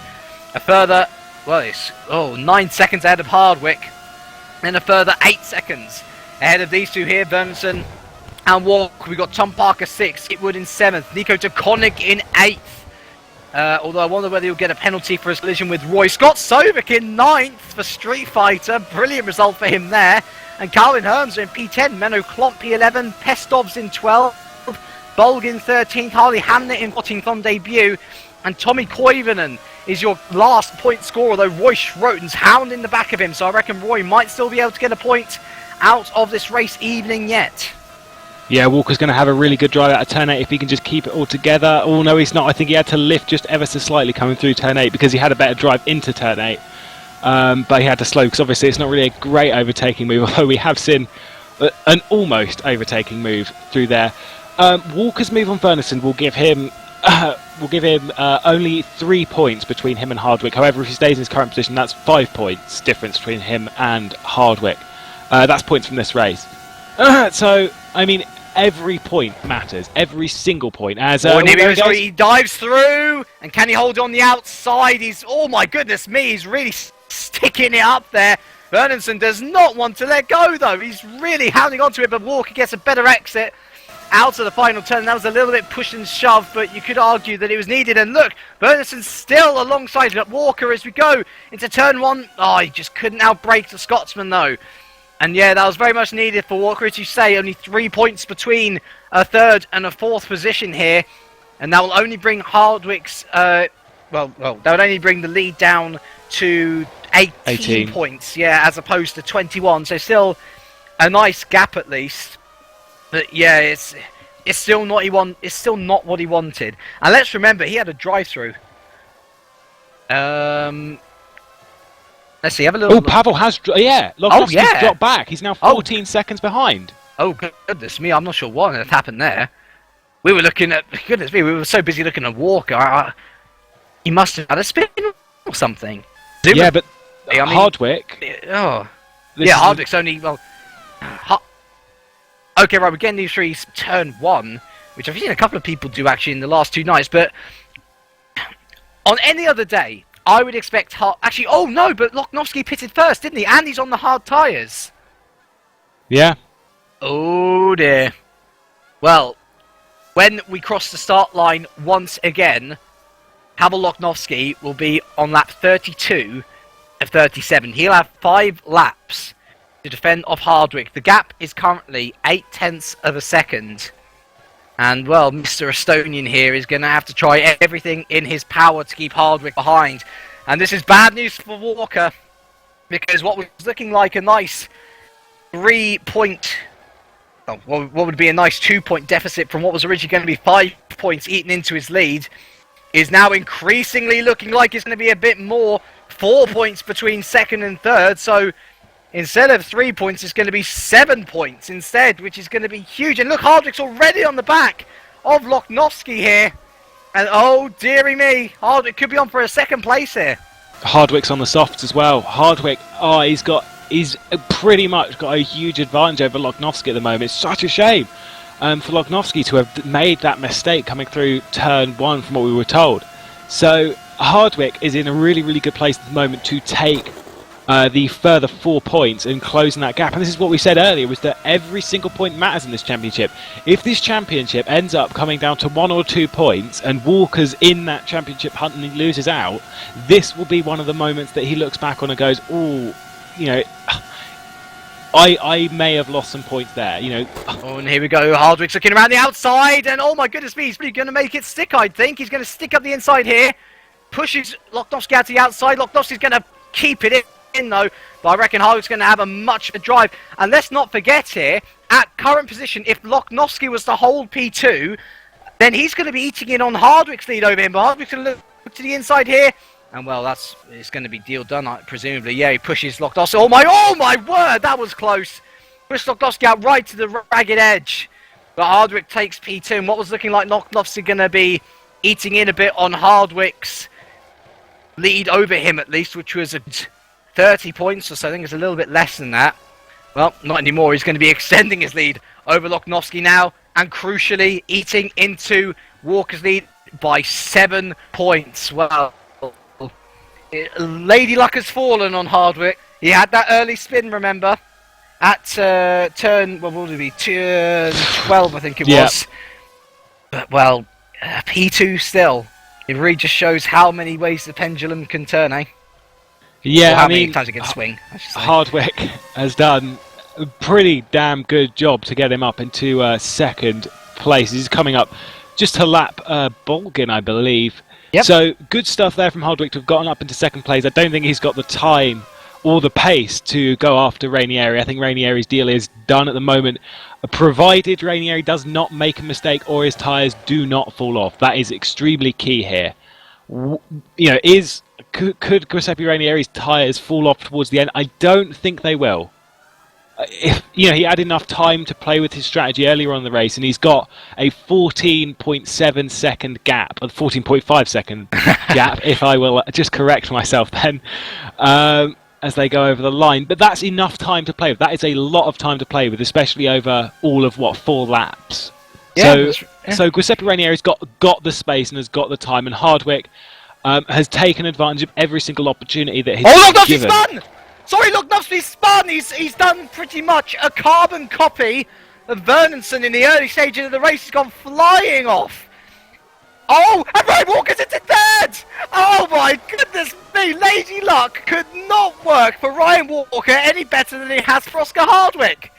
That's sensational! Ryan Walker's up into the podium place again! Oh my word! That's sensational! Yeah, he just lost the rear end coming through turn 3 there, as we saw on screen. Loknovsky's just not really having it going his way at this point in the race. 2 spins in the last about 3 laps. It's just not going right for Loknovsky at the moment, and it's paid Oscar Hardwick and Ryan Walker pretty well at the moment. So Walker's gap in there, Hardwick isn't going to close up as much as we thought 2 laps ago, but more than we thought 5 or 6 laps ago. So Hardwick's charge into Walker's points has taken more changes in the last 10 laps than it has probably over the entire competition overall. First it was 5 points, then it was 3 points, then it was 7 points. It's back down to 4 points now. And well, we're on lap 35 here. There's still plenty of mistakes that could happen. I mean, I think Rainieri, as you say, has got this one in the bag, but well, I mean, if Loknovsky's tyres, remember, he's one of the first ones to make that second pit stop. And you can see there, Morten Vernonson's not too far behind him, so perhaps others can make a mistake as well. I mean, there's 2 laps to do it on, but, well, that's unbelievable. It really is. I'm speechless from that, absolutely speechless. Yeah, it's interesting stuff. I mean, it's such a shame for Pavel Loknovsky. We cannot forget that. But, I mean, Ryan Walker has just been gifted this podium. I would say gifted with a lot of hard work, but, he's still just... it must be feeling pretty good for Walker at the moment. We cannot forget, if we look at the championship, Walker, I still think needs to step up his game if he wants to take it. He still needs to take a win this season. However, I would like to see a champion win the season without taking a win in the season. That would always be a bit of a laugh. Well, we say that he needs wins. Realistically, all he needs to do is finish ahead of Hardwick. Yeah, realistically, that's all he needs to do. But he's still been unable to do it today. Yeah, I mean, but let's be honest. The only time so far, let's just have a look at the championship. In the last 4 races before today. Well, actually, no. If you include even Hungary, Oscar Hardwick finished second, so Ryan Walker to beat him would have had to have won. Then in Spain, Hardwick won the race, and to beat Hardwick, then you obviously have to win the race. Then Hardwick retired in Monaco, but then since then it's been 2 wins for Hardwick. So for Ryan Walker to step up his game and actually consistently outscore Hardwick, he needs to win the race. So I still think Walker just needs to give it that little bit more, and he needs to win a race. I think that is the next step. Podiums is good, and as you were saying, your analogy with Fernando Alonso in Formula 1, Fernando Alonso was only in that championship running. Yes, he took wins, but it was only 3, and compared to 5 that Sebastian Vettel had. So yes, wins are key, but consistently scoring points. Let's not forget that Fernando Alonso had 2 retirements in that season. So if Ryan Walker can just keep it together and not retire, then I still think Walker's going to be in that championship even towards the end of the season. I just think Walker at the moment seems to be... I mean, yes, he's leading the championship, but it does seem like he's just the underdog at the moment. It just... I mean, if you see what I mean, it's just... Although he is... hang on, let's have a look. Who's this? It's Pavlokovsky and Borton Bernson here for P4 and P5, not P6. I was saying Bernson was going to catch him, but look, he's got to clean around the outside there, and Bernson up into P4. Can Loknovsky do anything? We apologise, it's a huge tangent here from what we were talking about. Well, battle is a battle, and Loknovsky, one of the first ones to pit, really starting to lose out here. And yep, it looks like Bernson has taken that quite nicely. Thank you very much. Yeah, things just not quite clicking for Loknovsky. I mean, he had what was essentially a podium place, all signed, sealed and delivered. But it's just fallen away ever so slightly. He's just not had the last few laps gone quite well. But if Bernson is on a pretty big drive, I mean, he's only got 1 lap to make this happen, which reminds me that Giuseppe Ranieri must be crossing the line pretty soon. Yeah, he is entering the final bit now. But, it's... Ryan Walker, if this was a few laps longer, Bernson may be able to challenge Walker. But anyway, I think I'd best leave you to Giuseppe Ranieri going to cross the line ever so shortly. Well, yeah, we talked about him so much in Spain for all his overtaking moves. We've hardly been able to talk about him at all today because he's been out in front for so long. But a masterful display here from the Italian sees him take his first ever GPVWC Supercup win. It's Giuseppe Ranieri for Scuderia Basilia. Fantastic drive from the Italian to take it here at Istanbul Park. Coming home in second, a very eventful race, but I think he'll be happy with this as well. Oscar Hardwick takes second here, eating into that championship lead. Ryan Walker has. Lady Luck fell upon Hardwick, very much fell upon Ryan Walker as well, who maintains his lovely collection of podiums coming into this race and will only lose 4 points to Oscar Hardwick. Pavel Loknovsky at the end was able to re-overtake. Oh, cool, right, yeah, we're getting a lovely replay to see what Loknovsky did here with Bernson. Yeah, overtook in there. Lovely move. So, very last there, Pavel Loknovsky was able to take P4. Morten Bernson, still very impressive P5. The Volvo driver there doing extremely well. Tom Parker, good race from him to finish P6. Gatewood finished P7. Nico de Konik, I think he'll have a little bit to answer for with his incident with Roy. But he's P8. And for FA Racing, that's a great result. Definitely his highest in Super Cup so far. Menno Clont, despite running into the back of an exploded engine of Dan Bruce, who still managed to finish P9. A very credible effort there from Clont. And Calvin Hermser for PPD Motorsport. Great effort hit for him there to finish P10. Scott Sobek, another good effort to finish P11. Martin Bolgin finished P12. Andres Pestovs for PPD was P13. Roy... Oh, he's fallen into a little dip once again as Roy needs in his P14. But good shout out on debut to Harley Hamnet. 1 point for PB Racing, and I'm sure that he will be elated with that because, who wouldn't like to score a point on debut? Yeah, it's always nice. I think you can kind of talk about that. I mean, no, I can absolutely sympathise, yeah. Yeah. But I think, to be honest, probably was the first time in my commentary career that I've made a prediction that's come true, and I made 2 of them at the beginning of this race, and that was Ranieri to win and Walker for a podium. So good very guess. True. I was close. Very, very close. Yeah, but I don't think I should have been that close. That was...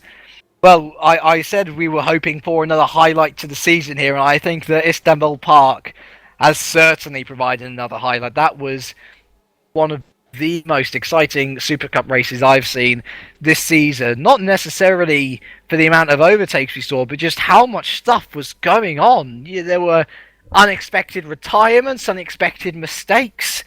And at the end of the day, I think there's going to be a lot of people scratching their heads thinking, God, I could have done this much better, or how on earth did I do so well? You know, so many people not living up to expectations. And at the same time, some people overpassing their expectations. Yeah, I mean, this race has been interesting. There's been so many different elements to it. It's gone through different stages. This is kind of like the kind of racing that we want to see. We want to see, despite Rainieri winning by a margin of 13.3 seconds. It was still a pretty good rid there for Rainieri, as he said, his first in GPVWC Super Cup. But, I mean, great stuff. There's been battles throughout the field. We've had, strategies come into this, and not in the terrible way. So this is the kind of stuff that we want to see. We want to see some close racing. We've seen some brave overtaking, or even some brilliant defending. And this is the kind of stuff that we want to see. We want to see this stuff, and it's been a pleasure to commentate on this race. Right then, so we have some questions. Well, we got some people now ready for interview here, and I believe we shall start here. We don't unfortunately have Giuseppe Rainieri with us. What we do have is second placed Oscar Hardwick, and well, what an experience you had, good sir. You weren't so confident about taking pole position here today. You did, and then you had that early mistake, and Lady Luck shined upon you for Sindre Grimseth retirement for you to take P2, but just take us through what was one of the most craziest races I've seen you have in a while. Yeah, definitely. Qualifying was a massive surprise because I knew that Giuseppe had more time in it. I think he just didn't put the lap together, whereas I did, and yeah, that was nice. And we had the battles at the start were fantastic. The first spin that I had when I was going to make a move on Sindre, I actually just braked far too late. My choices were I was going to hit him in the side, or I had to lock up all of the tyres to slow myself down, which involved the rears going and, as you saw, went backwards off the track, so not ideal. But then the race did get better, and I managed to get myself back on pace with everyone, and I was as quick as Ranieri at the end. Not too upset. Obviously, it was unlucky for Sindre to crash out like he did, but I think I probably would have ended out similar position anyway. It was Pavel's spinning really towards the end that gave me the second, but not a bad race. Still points from Ryan, and I'll take it. And it was Pavel's spin that gifted Ryan Walker, obviously championship leader still and championship rival to Hardwick, third position. I mean, Lady Luck has shone on both of you pretty much. The points deficit between Walker and Hardwick changed completely. It went from 5 to 3 to 7, and in the end, it only ended up as 4. So another podium for you, Ryan. Obviously, you've got to be happy with that. But Oscar's finishing ahead of you. Again, we noticed that you had a drive-through penalty, which would have possibly put you in a better contention. What was that for? The drive-through was for when it came to the first stop on the pit entry. I pressed my pit limiter, then I pressed it again by accident, which meant it switched off, and I got a drive-through for that. But that happened. But to come back and get third place and finish on the podium, I'll happily take. I would have preferred to finish in front of Oscar, but a podium's a podium. Surely this has given you a bit more. Oh, it's only 4-point deficit, as we say, and we're heading into Silverstone next. I mean, looking at the field here, much more compressed than it usually is. Do you think that Silverstone will see a continuation of this trend, so perhaps you can finally finish ahead of Oscar Hardwick to extend your lead rather than lose it a bit more? It would be good to finish in front of Oscar, but with the field today being so close, it's going to be a hard job. But it would be good to finish in front of him at Silverstone. But I'll just wait and see what happens. If I can get that first win, it would be awesome, especially at a British track. Absolutely. Pavel. What on earth happened in turn 3? I double downshifted and then just. Oh, that was I mean, you were looking really competitive. Obviously, you were on the first to stop, and we were talking in the commentary about possible tyre wear being an issue. I mean, were you looking strong anyway for the end of the race in terms of tyre wear, or was it going to be marginal given that you were one of the first to pit? No, the tire wear wasn't a problem at all actually. It was just stupid mistakes. All I had to do was bring the car home, and in turn 1 I went over the curb and just spun, and I was lucky not to end up in a wall. But yeah, all stupid mistakes cost me. Well, to be fair, you're still a P4. You still managed to finish ahead of Morton, so it's not all bad. I mean, going to Silverstone, is that a track which you feel you can excel on? Because clearly you were looking much more competitive here today than last time out at Turkey. Actually, this is my final race in Supercup because I won't be able to make Wednesday nights anymore. Oh no. Well, to be fair, I think we've got to look at the positives. A 4th place is still an extremely good result considering how close the field was. And we're going to miss you, Pavel. And we wish you all the best then as you continue on from Super Cup. And yeah, that's actually a real shame. But let's move on then to Tom Parker, your Innovision teammate then. Good result for 6th, eh? I think that was the best I could have done. No chance. Morton was too quick ahead of me. Pavel didn't make enough mistakes. Oscar was too quick. I was lucky to get 6th really. Probably could have been 8th at best on pace wise, but I'll take a 6th. I'll take a 6th. That's quite good.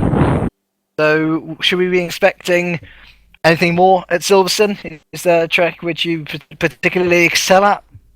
I do like Silverstone. I never really particularly excelled there, but I'll actually be able to practice this time. I've been busy in the last few weeks. I haven't been able to practice for Turkey, but now that I've got practice, it looks like I'm going to be full-time Innovision driver now that Pavel's left, so we'll see. Maybe a podium before the end of the season would be nice, but we'll see. Oh, best of luck. I hope you do get a podium by the end of the season. And I also equally hope that Roy... I mean, you seem to have found yourself in a mire once again, unfortunately. There were multiple incidents along the way that saw you finish where you were. We also noticed that you didn't qualify so well. Was that just a lack of practice on your part, or was that genuine just pace differential between everyone? No, I practiced not a lot, but I practiced. But the pace wasn't there for me today, so that's a shame. I had some cool fights though with Nico and Calvin Hermsen. I drove in turn 8 side by side all the way to the long right hander with Calvin Hermsen, so that was fun. But then with Nico, he hit my back, so I had a flat tire.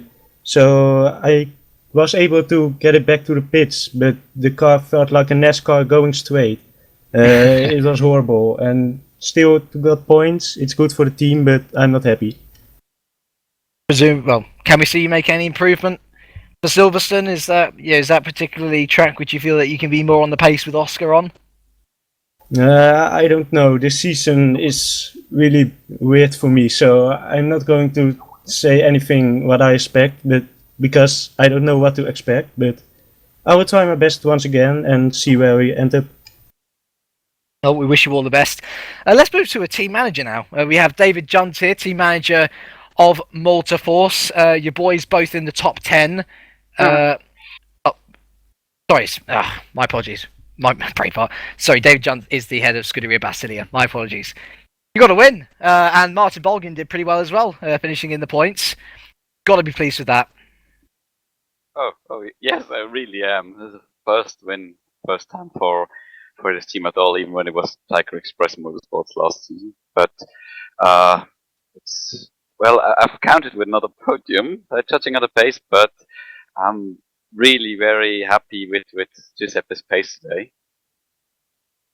Moreover, the problem was that before the race we had some quick chats, of course, but a bit busy going to Le Mans soon.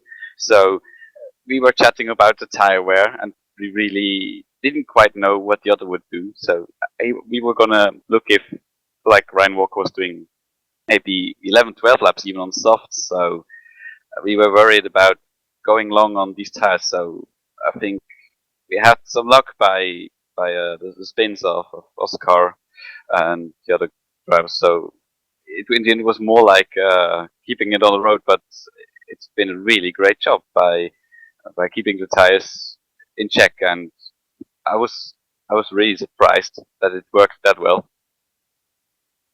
Oh, well, Renieri's been a bit of a revelation coming into Supercup, and Scuderia Basilia's jumped up the standings ever since he's joined, and I wouldn't be too surprised if they've moved into 5th place after this result. I'll probably be heading off to do all the updates as soon as this broadcast is finished, but realistically, where do you think you'll be able to finish by the end of the season?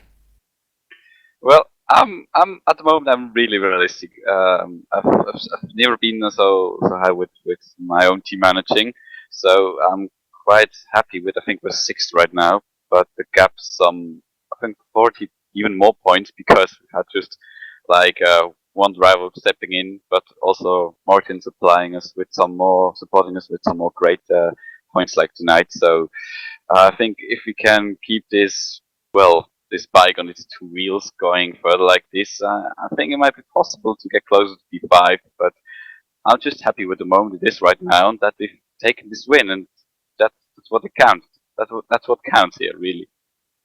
Well, it absolutely is, and well deserved as well. Make sure you pass my congratulations on to Giuseppe, and good luck for next round. And we shall finish with a debutant, and indeed my co-commentator in WSS, Mr. Bradley Bannion, your debut for Fox Racing here today. Unfortunately, both Fox Racing cars retiring, despite John McClane's impressive qualifying, and is looking quite consistent as well until obviously your accident.